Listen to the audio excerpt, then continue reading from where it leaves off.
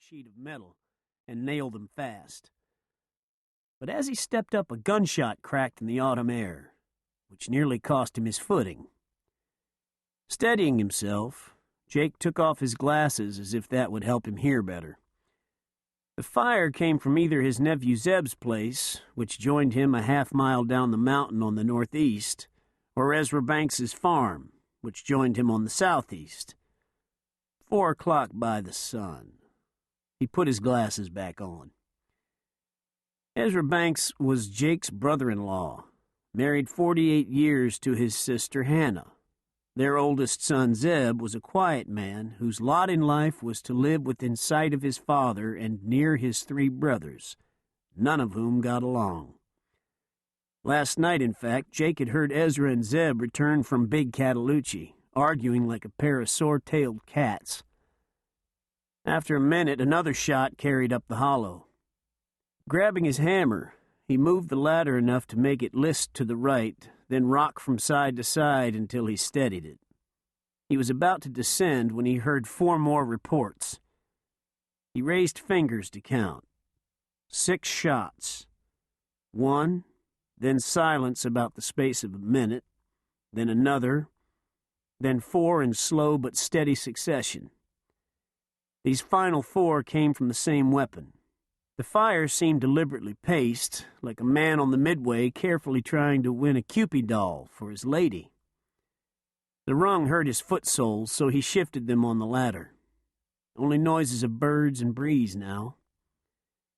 He pushed the errant piece of sheet metal under its neighbor and nailed both to the sheathing. No one ought to be shooting down there, at least not in such a pattern. Killing a varmint took 1 shot, 2 or 3 at most for a bear. Folks shot into the air Christmas Day, but it was only October. Someone could have been sighting in a rifle, but Ezra was too chinchy to buy a new one, and Zeb was no hunter. "Damn," he said. "I reckon me and Lily ought to head down that way." As he saddled the mule, he figured the .38 owlhead pistol Ezra kept in his desk drawer likely made the first 2 shots, but the others were from something else. A rifle, maybe. No cannon like Ezra's ancient .52 Sharps, but bigger than a .22. Or perhaps the breeze twisted and he'd heard 6 shots from the same weapon. Uneasy business either way. "Hope ain't nobody hurt," he prayed. "But if somebody got shot, Lord, let it be Ezra. And Lord Jesus, if it is Ezra, let him be killed dead. Bedridden Ezra Banks would be cause for the whole of little Cataloochee to up and move. Don't reckon even Sis would put up with that." Chapter 1. Too Worn Out to Cry. Ezra Banks sprang from a line of men pretty good at hunting and fishing and gambling and drinking. But at farming they piddled. Tenants. Ezra, 3rd son in a brood of 7, knew early he didn't want a sharecrop.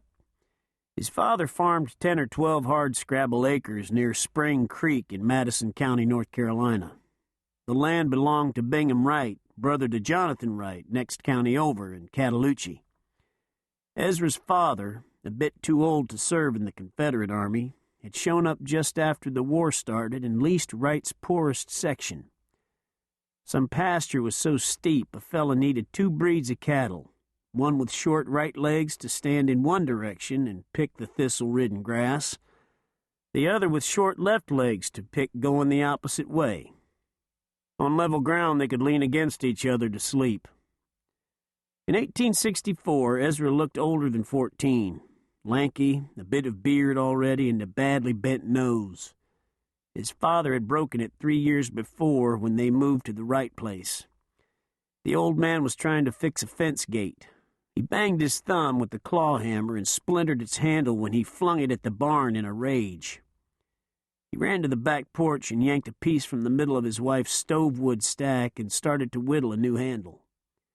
As he smoothed it with his rusty hawk's bill, the stack dissolved around the missing stick and fell off the porch.